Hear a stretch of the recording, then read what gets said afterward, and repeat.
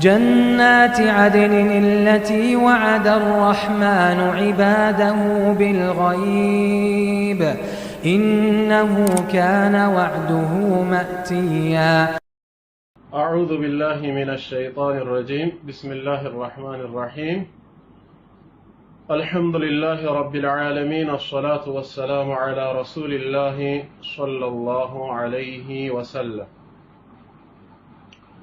السلام عليكم ورحمة الله وبركاته. ودنا يتكبراችሁ ሙስሊም ወንድሞቼና እህቶቼ እንደምን አደራችሁ፣ እንደምን ዋላችሁ፣ እንደምን አመሻችሁ። አልহামዱሊላህ ረቢል ዓለሚን። አላህ የተመሰገነ ይሁን። በጣም ደህና ነኝ እኔ አልহামዱሊላህ። አህለን ቢኩም ወዐለይኩም ሰላም ወራህመቱላሂ ወበረካቱሁ። መርሐባ። ዛሬ አላህ ፍቃዱ ከሆነ አንድ አነስተኛ ርዕስ ይኖረናል። ነገር ግን እጅግ በጣም ወሳኝ አንገብጋቢ የሆነ ርዕስ ነው። አላህ የሁላችንንም ልብ ያስተካክለው። የተስተካከለ ልብ ምን አይነት ልብ ነው? ልባችንን ለማበጀት ለማስተካከልስ ምን ማድረግ አለብን በሚለው ዙሪያ ይሆናል። አላህ በሱረቱ ሹዓራ ምዕራፍ 26 ከቁጥር 88 እስከ 89 አባታችን ኢብራሂም አለይሂ ሰላም የተናገረውን በመለኮታዊ ቃሉ አላህ ይነግረናል ለኛ። በዚህ ሱረቱ ሹዓራ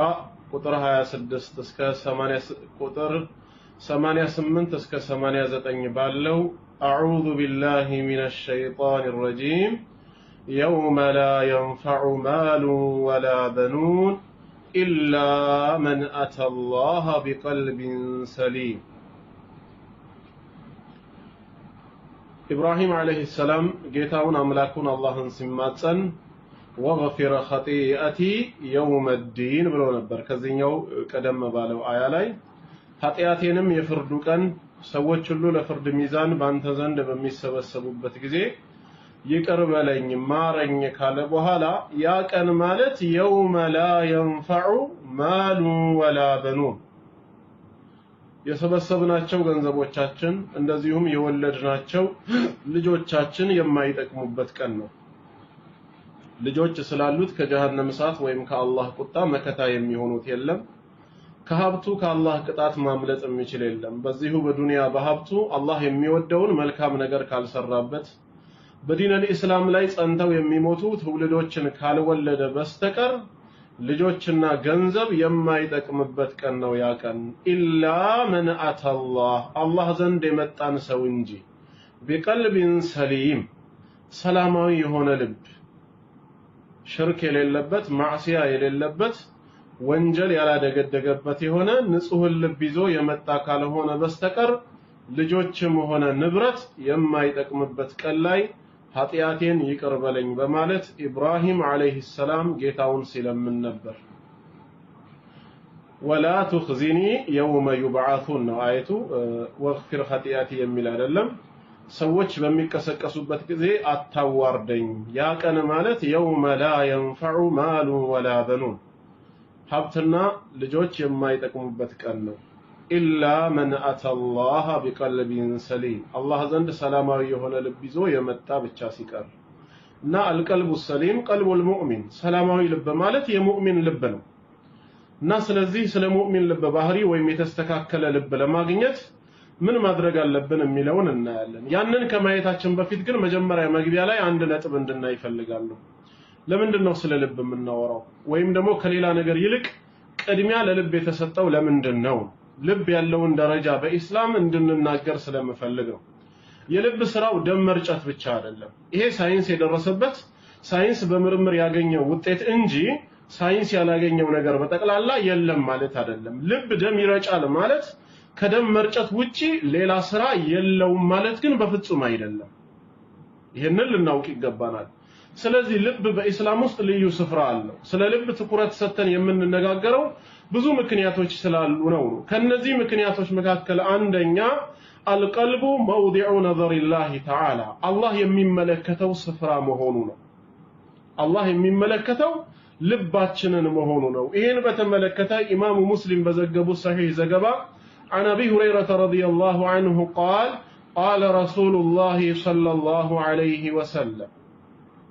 يا الله ملكتنيا من دنيالوت إن الله تعالى لا ينظر إلى صوركم وأموالكم الله ودك رزقاتهم ودن نبرتاتهم ما يملكتم مال بوتا يمسطው ለቅርጻችሁ አይደለም ለሰውነት ቅርጽ ወይ ለሰበሰብነው ሀብት ወደ ንብረታችሁ አይደለም ولكن ينظر إلى قلوبكم وأعمالكم ነገር ግን ወደ ልቦቻችሁና ወደ ስራዎቻችሁ ይመለከታል ያሉት አላህ የሚመለከተው ስፍራ ልብ ነው ለዚህ ነው ስለ ልብ ማጥናት የሚያስፈልገው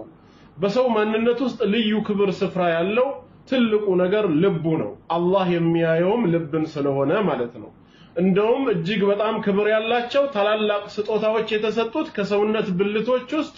ማን ነው ቀዳሚው ብልት ቢባል ልብ ነው የኢማን መቀመጫው ተቅዋ ተወኩል አላህን መፍራት የመሰሉት ሁሉ በልብ ላይ ነው ስፍራቸው ስለዚህም ልብ ላይ ትኩረት ልናደርግ ይገባል ማለት ነው ምክንያቱም ልብ በጣም ልዩ ስፍራ ስለሆነ ማለት ነው ሱረቱል አዕራፍ ቁጥር 26 ላይ ጌታችን ሲናገር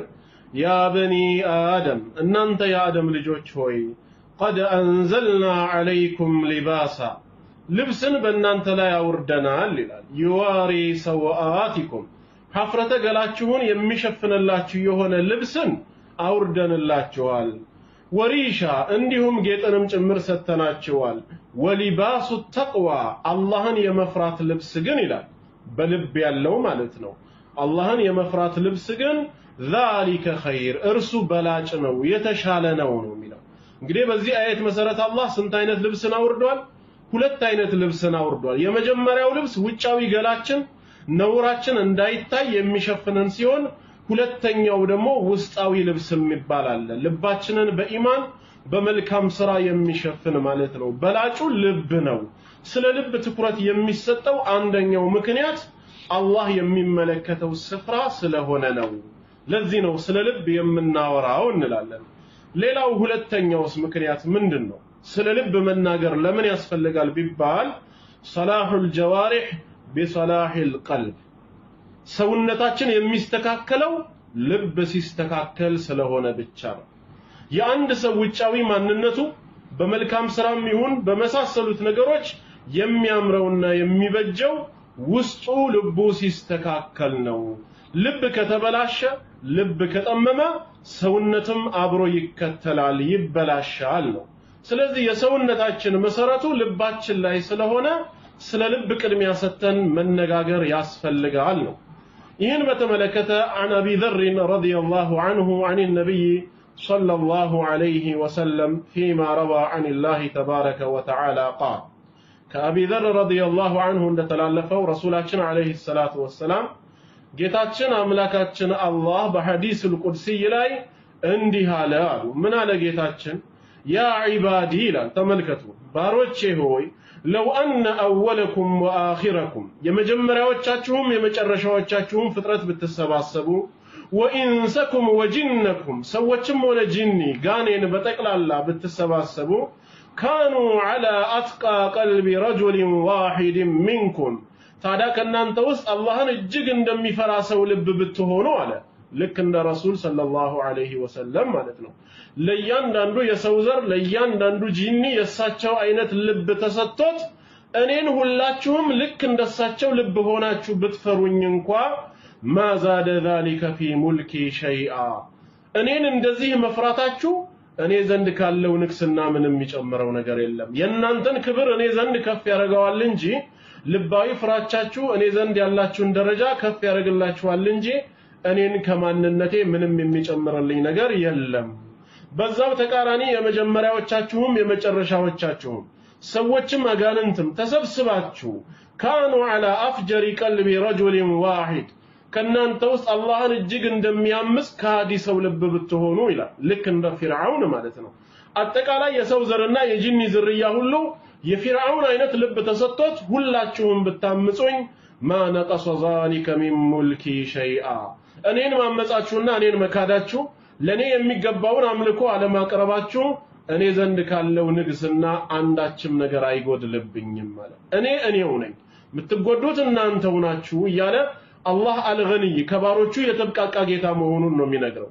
ዒባዳ እሱን አይጠቅመውም እኛን ነው የሚጠቅመን አመጽና ወንጀል አላህን አይጎዳውም እኛን ነው የሚጎዳን እኔ የተብቃቃሁ ጌታ ነኝ አለ እግረ መንገድ ታዲያ አያይዞ ምንድነው የነገረው ምሳሌነቱን ሲሰጥ አላህን እንደሚፈራ ሰው ልብ ወይንም አላህን እንዳመጸ ሰው ልብ ከሆናችሁ ሲል ልብ ላይ ትኩረት ተደርጓል ማለት ነው አመጸኝነትም ሆነ ታዛዥነት መገለጫው ልብ መሆኑን ያሳየናል ማለት ነው ስለዚህ ልብ ከተስተካከለ አላህን ለማምለክ ከተዘጋጀ ሰውነትም ለዒባዳ ይገራለታል ማለት ነው ልብ ካመጸ አላህን ከማምለክ ከኮራ ሰውነታችንም አላህን መገዛት ይከብደዋል የሰውነት መስተካከል ልብ ሲስተካከል ነው የሰውነት መበላሸት ልብ ሲበላሽ ነው ዋናው መሰረቱ ልብ ከሆነ አሁንም ልብን ማበጀት የሚል ርዕስ ሰተን የምንነጋገረው ለዛ ነው ማለት ነው ይሄ ሁለተኛው ምክንያት ነው عن النعمان بن بشير رضي الله عنه ما قال كنعمان بن بشير يتلالف ليلة حديث الله قال رسول الله صلى الله عليه وسلم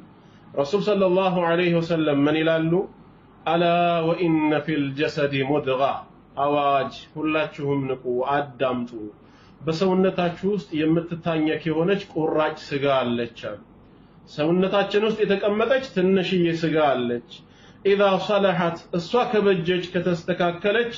صلح الجسد كله ሰውነት ሁሉ ይስተካከላል ሰውነት ሁሉ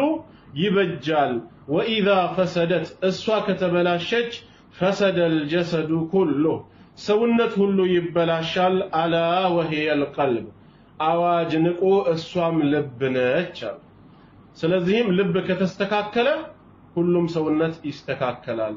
ልብ ከተበላሸ ሰውነት ሁሉ ምን ይሆናል ይበላሻል ማለት ነው ለልብ ትኩረት የምንሰጥበት ሌላኛው ምክንያት የሰውነት መስተካከል በልባችን መስተካከል በመሆኑ ነው ሶስተኛው ምክንያትስ ሌላው ምንድነው القلب كثير التقلب ልብ የሚገለባበጥ ስለሆነ ነው የሚያዝ የሚጨበጥ አይደለም ልብ በጣም ተገለባባጭ ነገር ነው ጠዋትና ከሰዓት ማታ አንድ አይነት ልብ የለንም ትላንት ዛሬና ነገ ተመሳሳይ ልብ የለንም በመልካም ነገርም ሆነ በመጥፎ ነገር ልብ በጣም የሚገለባበጥ ነው ተገለባባጭ ነገር ስለሆነ ሁሌም ትኩረት ሰተነው አላህን እገዛ በመጠየቅ ጽናት ላይ ልናሳርፈው ይገባል ነው ይህን በተመለከተም ሐዲስ አለን عن المقداد بن الأسود رضي الله عنه قال كمقداد بن الأسود رضي الله عنه يتلالفው ንግግር ምንድነው قال እንዲህ ይላል لا أقول في رجل خيرا ولا شرا እኔ ስለማንም ሰው ጥሩነትም ሆነ መጥፎነት አልናገርም ማለት ሰውየው ገና በህይወት እያለ እከሌ መልካም ነው እከሌ መጥፎ ነው ብዬ ስለ ሰው ምስክርነትን አልሰጥም حتى انظر ما يختم له መሱ መጨረሻው ላይ የሚختምለት ኻቲማው ምን እንደሆነ እስከመለከት ድረስ በፍጹም ስለ ሰው አልናገርም ማለት ለምንድነው እንዲህ ሊል ያነሳሳው بعد شيء سمعته من النبي صلى الله عليه وسلم يا الله نبي عليه الصلاة والسلام የሆነ ነገር ሲናገሩ ከሰማኋቸው በኋላ ስለማንም ሰው ጥሩነትም ሆነ መጥፎነት መናገርን አቆምኩኝ የዛን ሰው ፍጻሜ ሳልመለከት ስለ ጥሩነቱም ሆነ ስለ መጥፎነቱ አልናገርም መመስከር አልችልም ይሄን ቃል ከሰማሁኝ በኋላ ነው ያለው ከዛም ሰዎቹ ጠየቁት ኢላ ወማ ሰሚዕት ምንድን ነበር ከአላህ መልእክተኛ አለይሂ ሰላቱ ወሰላም የሰማኸው ምን አዳምጠህ ነው ሲሉት ቃል እንደዚህ ይላል ሰሚዕቱ ረሱላላህ ሰለላሁ ዐለይሂ ወሰለም የአላህ መልእክተኛ እንደዚህ ሲሉ ሰማኋቸው ይላል ምን አሉ ረሱል አለይሂ ሰላቱ ወሰላም ለቀልቡ ብኒ አደም የአደም ልጅ ልብ የአደም ልጆች የሰዎች ልብ أشد انقلابا من القدر إذا اجتمعت غليا ውሃ ድስት ላይ ሲጣድ እሳት ከታች ከሚያንተከትከው የበለጠ የአደም ልጅ ልብ ይገለባበጣል ውሃው በሚፈላ ሰዓት ያ ድስት ላይ ያለው ውሃ ከሚገለባበጠው ከሚንተከተከው የበለጠ የሰው ልጅ ልብ ተገለባባጭ ነው አሉ ረሱል ሰለላሁ ዐለይሂ ወሰለም ስለዚህ ይህንን ንግግር ከሳቸው ከሰማው በኋላ ስለማንም ሰው ጥሩነትና መጥፎነት መመስከርን አቆምኩ ይላል። ኢማሙ አህመድ በሙስነዳቸው ዘግበውታል። ሸይኹል አልባኒ ስልሲለቱል አሐዲስ ሰሒሃ ላይ 1772ኛው ላይ ሰሒህ መሆኑን ገልጸዋል። ከዚህ በመነሳት ስለማንም ሰው አልናገርም ነው። እናም ሁሌም ዱዓ ማድረግ ያለብን ሱጁድ ላይ ብቻ ሳይሆን በሌላም ጊዜ ያ ሙቀሊበል ቁሉብ ሰቢት ቁሉበና ዐላ ዲንክ اللهم يا مصرف القلوب صرف قلوبنا على طاعتك ልቦችን እንደፈለክ የምትገለባብጠው ጌታ ሆይ ልባችንን በእስላም ላይ ጽናት ስጠው ልቦችን እንደፈለክ የምታሽከረክር አምላካችን አላህ ሆይ ልባችንን ባንተ ትእዛዝ ላይ አሽከርክርልን እያልን ዱዓ ልናደርግ ነው የሚገባው ልብ እጅግ በጣም ተገለባባጭ የሆነ ነገር ነውና ይሄ ሶስተኛው ምሳሌ ነው ማለት ነው ሌላው አራተኛ ለምንድነው ስለ ልብ የምንናገረው ስለ ልባችን መነጋገር ያስፈልገው ቢባል አራተኛው ምክንያታችን አልአዕማሉ ተተፋضሉ بتفاضل ما في القلوب ስራዎች አላህ ዘንድ የሚበላለጡት ልብ ውስጥ ባለው የኢማንና የኢኽላስ የንያ ደረጃ በመሆኑ ነው ስራዎች አላህ ዘንድ ትልቅ ዋጋ የሚኖራቸው በብዛታቸው አይደለም ስራዎቹ ዋጋ የሚኖራቸው በአይነታቸው አይደለም ብዛትና አይነት ራሳቸውን የቻለ ደረጃ አላቸው የፈለገ ቢሆን ከትንሽ ስራ ብዙ ስራ በላጭ ነው የፈለገ ቢሆን ማለት ነው ከአህካሞች ወይም ደግሞ ከአንዳንድ የሸሪዓ ህግጋቶች አቂዳ በላጭ እንደሆነ እናውቃለን ነገር ግን ዋና ማበላለጫው ግን ልብ ላይ ያለው የሰውየው ኢማን የኢኽላሱና የንያው ደረጃ ነው ስራን አላህ ዘንድ ከፍና ዝቅ የሚያደርገው ቅርጹ አይደለም ዋናው ብዛቱ አይደለም አላህ ዘንድ ከፍ የሚያደርገው ወይ ዝቅ የሚያደርገው ልብ ውስጥ ባለው ለጉዳዩ ባለው የኢማን ደረጃ ለጉዳዩ ባለው ፍቅርና ውዴታ ኢኽላስና ንያ መጠን ነው ለምሳሌ ሁለት ሰዎች ሰላት ላይ ይቆማሉ ከኢማሙ ኋላ ሁሉም አላሁ አክበር ብሎ ማእሙመን ብሎ ጀማዓ እየተሰገደ ነው 1000 ጀማዓ ሊኖር ይችላል ከኢማሙ ኋላ የሚሰግዱት ነገር ግን አንድ ሰላትን ከኢማሙ እኩል ጀምረው ከኢማሙ ጋር እኩል የጨረሱ ሰዎች ሆነው በሰላታቸው መካከል ግን ሰማይ ከምድር ከሚራራቀው የበለጠ አላህ ዘንድ የሚራራቁ አሉ እኩል ነው ሰላቱን የሰገዱት እኩል ጀምረው ጨርሻዋል አላህ ዘንድ መቅቡልነቱ ግን ሰማይና ምድር ከሚራራቀው በላይ የተራራቀ አጅር ያላቸው አሉ ምንድነው ሰበቡ ሲባል አንደኛው ፊቱ ብቻ አይደለም ወደ ቂብላ ይዞረው ልቡም ጭምር ነው ወደ አላህ ይዞረው የሚቀራቸውን ያስተነትናል የሚዘክራቸውን ዚክሮችም ልቡን ሰጥቶ ያዳምጣል ራሱ ይሄኛው ግን አካሉ ብቻ ነው ወደ ቂብላ ይዞረው ልቡ ሌላ ቦታ ነው ያለው ፕሮግራም የተደረጉ አያቶችን ነው በመላሱ የሚያነበንባቸው ስለዚህ ልቡም ጭምር ወደ ቂብላ ዞሮ የሚሰግድ ሰውና ልቡ ሌላ ቦታ ያለ ሰው እኩል አይደለም ግን ከኢማሙ እኩል ጀምረው እኩል ጨርሰዋል አላህ ዘንድ ከፍና ዝቅ ሊያደርገው የሚችለው የልብ ደረጃ ነው ለዚህ ነው ስለ ልባችን ትኩረት ሰጥተን መማር አለብን የምንለው ይሄን በተመለከተ ዑቅበት ኢብኑ ዓሚር ረዲየላሁ ዐንሁ ያስተላለፈልን አንድ ሐዲስ አለ ረሱል አለይሂ ሰላቱ ወሰለም ምን ይላሉ ما من مسلم يتوضأ ይላሉ አንድም ውዱእ የሚያደርግ ሙስሊም የለም فيحسن وضوءه ውዱኡን አሳምሮ የሚያደርግ ثم يقوم فيصلي ركعتين ከዛም በኋላ ተነስቶ ለጌታው ሁለት ረካዓተይንን ለመስገድ የሚቆም ማለት ነው مقبل عليهما بقلبه ووجهه በፊቱ ብቻ ሳይሆን በልቡም ጭምር ወደ አላህ የተቀጣጨ ሆኖ ለአላህ ሁለት ረካዓ የሚሰግድ ሙስሊም የለም إلا وجبت له الجنة በዚህ ሰላቱ ብቻ ጀነት ዋጅብ ብትሆንበት እንጂ ጀነት መግባት ግድ ቢሆንበት እንጂ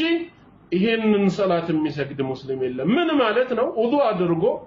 ሁለት ረካዓተይን ለአላህ ልቡንም ጭምር ሰጥቶ በስነ ስርዓት ሰገደ ማለት ጀነት መግባት ግድ ሆነ ማለት ነው ስለዚህ ልብንም ጭምር መቆጣጠር እጅግ በጣም አስፈላጊ ነው ስለ ልብ የምንናገርበት ሰበቡ ከዚህ በመነሳት ነው ብዙ ምክንያቶችን ማቅረብ ይቻላል ለዛሬ እነዚህን አራት ምክንያቶች ብቻ ላቁምና ወደ ጉዳያችን እንግባ ኢስላሁል ቁሉብ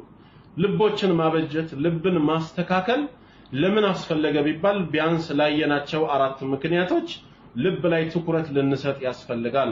አሁን ወደ ገደለው እንገባለን ምን ነጥቦች ናቸው የሚጠቅሙን ልባችን ለአላህ ታዛዥ እንዲሆን በኢማን የተሞላ እንዲሆን ምን ነገሮች ናቸው የሚበጁን አላህ ሰምተው ከሚጠቀሙ ባሮች ያድርገን ዝም ብለን የኢንፎርሜሽን ሰው ብቻ ሳይሆን የተግባር ሰው መሆን አለብን። ከነዚህ ምክንያቶች መካከል አንዱ ምንድነው? አልኢቅባሉ ዐለል ሐቅ ፊትን ወይም ልብን ወደ እውነት ማዞር። እውነት ከመጣ እውነትን መቀበል፣ ልባችንን ፊታችንን ወደ እውነት ማዞር ለልብ መስተካከል አይነተኛ ሚና ነው። ይሄ አንደኛው ነው። ጌታችን አላህ እንደዚህ ይላል ሱረቱ ዙመር ቁጥር 17 እስከ 18 በምዕራፍ 39 ሱረቱ ዙመር ከ17 እስከ 18 ፈበሽር ዒባድ ይላል ባሮቼን አበስራቸው መልካም የምስራችን ንገራቸው። የትኞቹን ባሮች? الذين يستمعون القول እነዚያ ንግግሮችን የሚሰሙ የሆኑ ከዛ እስከሰሙ በኋላ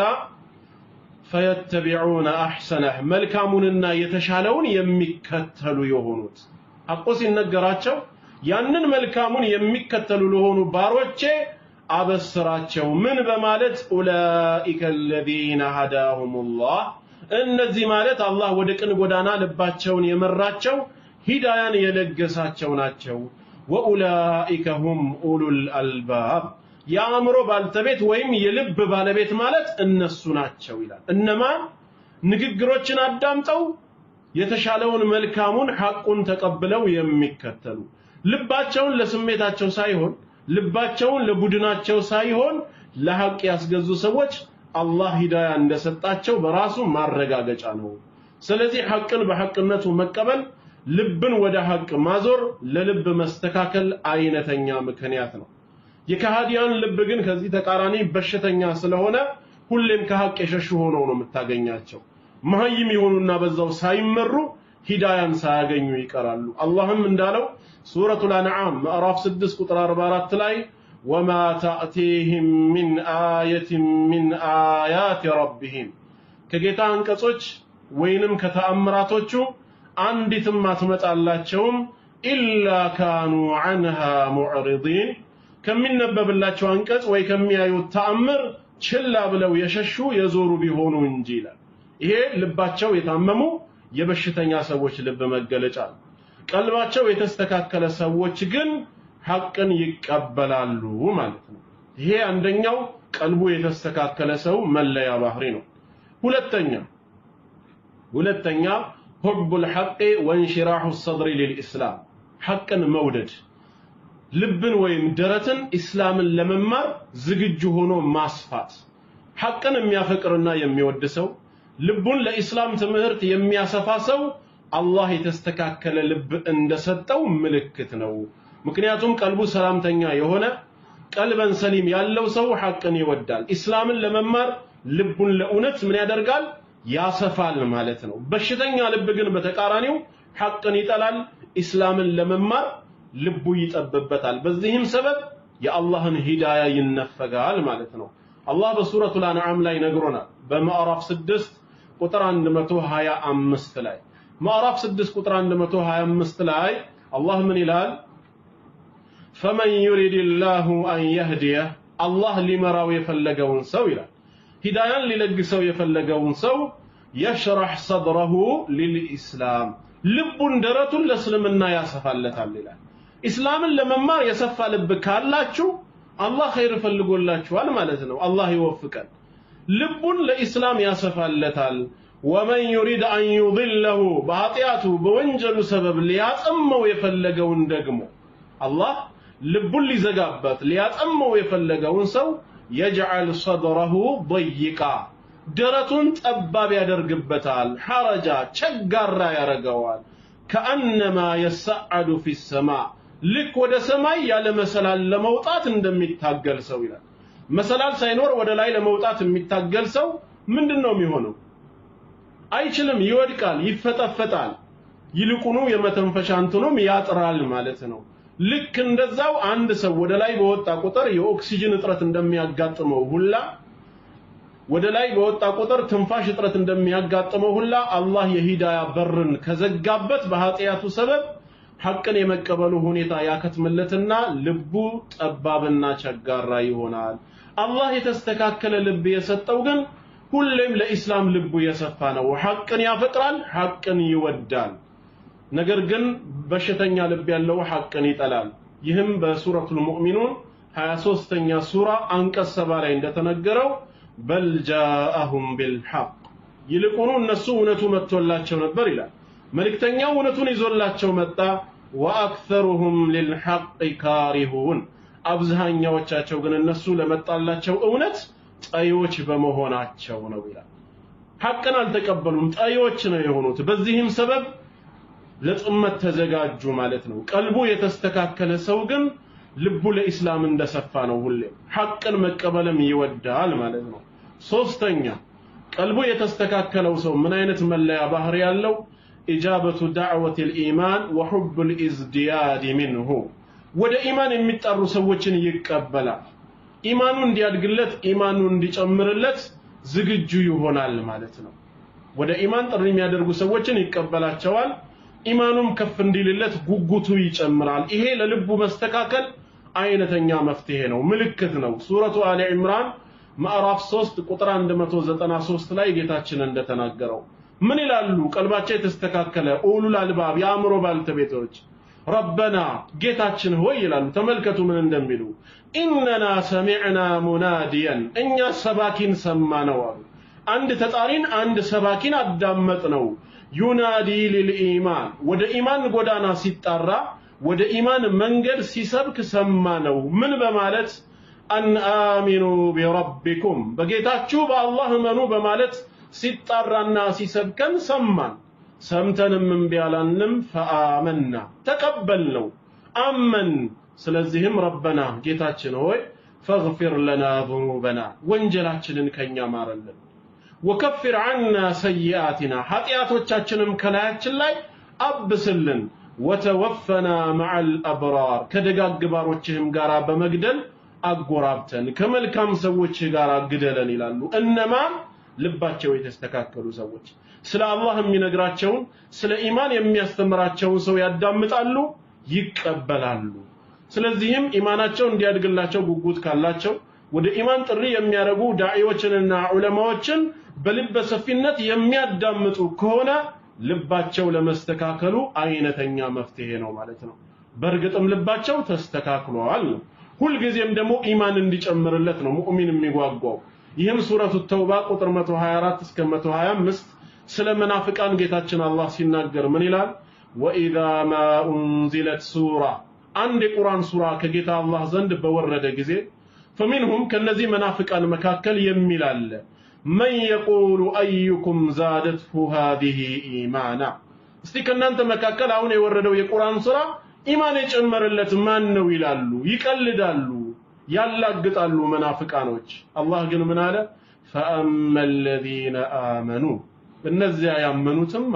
فزادتهم ايمانا وهم يستبشرون እርስ በርስ መልካም የምስራችን የሚነጋገሩ መልካም የምስራችን የሚገላለጹ ሲሆኑ ኢማን ጨመረላቸው ላመኑ ሰዎች ምን ሆኗል ኢማኑ ጨምሯል ነው وأما الذين في قلوبهم እነዚያ ልቦቻቸው ግን በውስጣቸው መረዱን በሽታ ያለባቸው ንፍቅና ማለት ነው ያለባቸው فزادتهم رجسا الى رجسهم በርክሰታቸው ላይ እርክሰትን ጨመረባቸው በክህደታቸው ላይ ክህደትን ነው ላመኑት ግን ምንድነው ኢማን ነው የጨመረላቸው ማለት ነው እርስ በርስም የሚበሳሰሩ ሲሆኑ ማለት ነው እናም የኢማን ተጣሪዎችን መቀበል የልብ መስተካከል ሌላኛው ምክንያት ነው ሌላው አራተኛው ሰበብ التذكر ማስታወስ መገሰጽ ማስታወስ ቀልቡ የተስተካከለ ሰው አይነተኛ ምሳሌ ነው ሰው ይረሳል በባህሪው ረሺ ነው አባታችን አደም ጀምሮ መርሳት የነበረ ባህሪ ነው ነገር ግን ቀልቡ ሰላማዊ የሆነ ሰውስ እንደረሳ በዛው ታወሩ አይቀርም ያስታውሳል ይገሰጻል ከረሳው ነገር ይመለሳል ማለት ነው ማስታወስ የአማኞች ልብ ነው አላህ ምን ይላል ስለ ሙእሚናን ባሮቹ ሱረቱል አዕራፍ ላይ ان الذين اتقوا እነዚያ ጌታቸውን አላህ የሚፈሩ ሰዎች اذا مسهم ባገኛቸው በነካቸው ጊዜ طائف من الشيطان ከሸይጣን የሆነ ጭፍራ ይላል ሜቢ ኃጢያት ላይ በጣላቸው ጊዜ መንገድ ሲስቱ ኃጢያት ላይ ሲወድቁ በዛው ሰምጠው አይቀሩም ተዘከሩ የጌታቸውን ቀን ታላቅነቱን ቅጣቱን ያስታውሳሉ ወዲያውኑ فإذا هم مبصرون ተመልካቾች ናቸው ልባቸው አልታወረም ስለዚህ ተውበት አድርገው ወደ ጌታቸው በመመለስ ከወደቁበት ኃጢያት አስታውሰው ይነሳሉ እነዚህ ማን ናቸው ኢማን ያላቸው ጌታቸውን አላህ የሚፈሩ ሰዎች ምንድናቸው ልቦች ናቸው ለዚህ ነው በሸሪዓችንም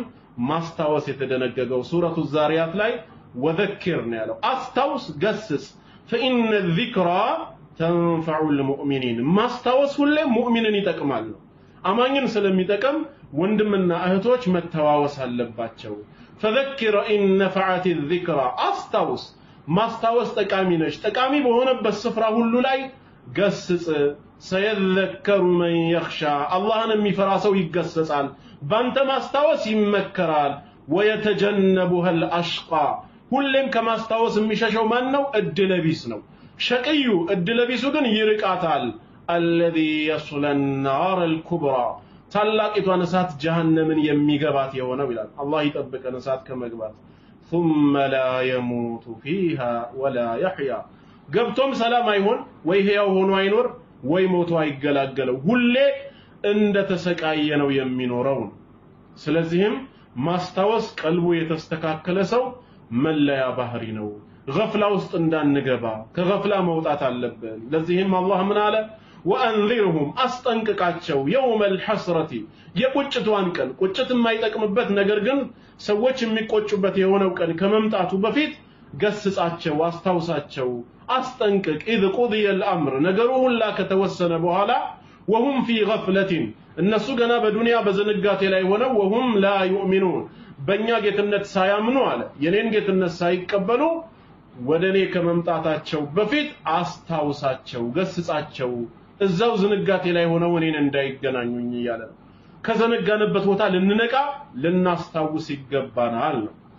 አምስተኛ ቀልቡ የተስተካከለ ሰው ምንድነው መለያው ሲባል አልየቂን በእምነቱ እርግጠኛ ጥርጣሬ የለበት ተረጋግቶ ነው የሚኖረው በአላህ ጌትነት በረሱል ሰለላሁ ዐለይሂ ወሰለም ነብይነት በእስላም ሃይማኖትነት ልቡ የተደላደለ ነው ምንም ሸክ የለበትም በዚህ እምነቱ የቂን ላይ የደረሰ ሰው ልቡ ተስተካክሏል ማለት ነው ጥርጣሬ ያለበት የሚዋልል ከሆነ ልቡ በሽተኛ ነው መታከም አለበት ዓሊሞች ጋር በመቅረብ ማለት ነው ሹብሃቱን በማስወገድ ወደ የቂን መድረስ አለበት ምክንያቱም አላህ ምን ይላል ኢነ ፊ السماوات والارض ይላል በሰማይና ምድር አፈጣጠር ለሚያስተነትን ሰው ለአያቲን ምልክቶች ናቸው ለልሙእሚኒን ለሚያምኑ ሰዎች አለ ዝም ብለን በንግግር ብቻ አይደለም ባስተውሎት ሰማይን ያለ ባላ ምድርን ያለ ካዝማ ያቆምኮ ጌታችን ነው እንላለን እንዴት ነው ሰማይ بغير عمد ترونها ምንም የምታዩት የሆነ ምሰሶ ሳይኖረው አቁሚያታለው ይላል ለሚያስተነትን ሰው ለአላህ አምላክነት ማስረጃ ነው ይሄን የሚያህል ግዙፍ ፍጥረት ምድርን የከበበ የሆነ ሰማይ ምንም ምሰሶ ሳይኖረው እንዴት ሊቆም ቻለ ህዋ ላይ ማን ነው ወጥሮ ያዘው ባላ ተወስማል እንደዛ ጋር ምድርንስ ካዝማ የላትም ምድርም እንደዚሁ በሮቴሽን እና በኢቮሉሽን ሲስተም አለች ማን ነው ይሄን ስርዓት ያበጀው ወይስ ከታች አንድ በሬ ተሸክሟታል በሬው አንዳንድ ጊዜ ሲያስነጥስ እርዝኩክ የመሬት መንቀጥቀጥ ይከሰታል እንደሚሉ ሰዎች እንደዛ ልንል ነው አይደለም ومن آياته أن تقوم السماوات والأرض بأمره እንዳለው በቁርአን ላይ ሱረቱ ሉቅማን ሰማያትና ምድር በኔ ትእዛዝ ቀጥ ማለታቸው መቆማቸው ከተአምራቶቼ ነው ያለው ስለዚህ በሰማይና ምድር አፈጣጠር ለሚያስተነትን ሰው ምንድነው ለአማኞች ምልክት ነው ቀዳዳ የለባትም ሰማይ እንዴት እንደተሰራች ማለት ነው وفي خلقكم على ቀጠለና እናንተንም መፍጠሩ ራሱ እንዴት እንደተፈጠረን ማህፀን ውስጥ የነበረውን ላይፍ ያ ፈሳሽ የሆነ ስፐርም ሴል ዝልግልግ ውሃ 3 ኪሎ ግራም የሚመስል የሰው ቅርጽ ይዞ ሲወጣ እንዴት እንደተፈጠረን ካየን وما يبث من دابة በምድር ላይ ደግሞ ከየተንቀሳቃሽ ከአይነቱ መበተኔ ይላል ጌታ አላህ እንስሳውን እጽዋቱን ነፍሳቱን በራሪውን ተሳቢዎችን ስንመለከታቸው በየአይነቱ ሁሉንም ነገር ስናይ ይሄን ሁሉ ለሚያስተነትን ሰው አያት ምልክቶች ናቸው ለቀውሚ yuqinun እርግጥ ለሚሉ ሰዎች የቂን ለሚሉት ታላቅ ምልክት ነው የሚለው በእነዚህ እንኳን የሚያስተነትን ሰው እርግጠኛ መሆን ይችላል ሁሌም በጥርጣሬ ውስጥ ግን ያለው ቀልቡ በሽተኛ የሆነ ሰው ነው እንደዚህ አይነቱ በልሁም ፊ ሸክ يلعبون እንዳለው በጥርጣሬያቸው የሚዋልሉ የሚዋዥቁ ናቸው ነው የሚለው እንደዚህ አይነት ሰዎች መቼ ነው ታራ የሚያውቁት የቂንን የቂያም ቀን ነው ዱንያ ላይ አይደለም ምን ይላል ጌታ አላህ ስለነሱ ወለው ተራ ኢዝል ሙጅሪሙነ ናኪሱ ሩኡሲሂም ከሃዲያንን አንገታቸውን ያቀረቀሩ ሆነው ብታያቸው ይላል የቂያም ቀን ራሳቸውን ዝቅ አድርገው አንገታቸውን የደፉ ሆነው ስታይ عند ربهم ጌታቸው ዘንድ በሚመጡ ጊዜ ምን ይላሉ ረበና ጌታችን አላህ ሆይ አብሰርና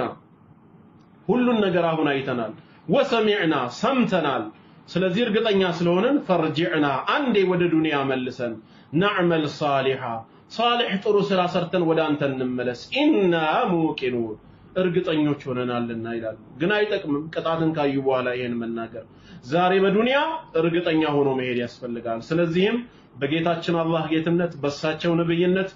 በእስላም ሃይማኖትነት ምንም ጥርጥር ሊገባን አይገባም ከአላህ ሌላ ጌታ የለም ከረሱል ሰለላሁ ዐለይሂ ወሰለም በኋላ ነብይም ሆነ መልእክተኛ የለም ከእስላም ውጪ አላህ ዘንድ ተቀባይነት ያለው ምንም ሃይማኖት የለም በዚህ እርግጠኛ ልንሆን ይገባል የቂን ልቡ የተስተካከለ ሰው መለያ ባህሪ ነው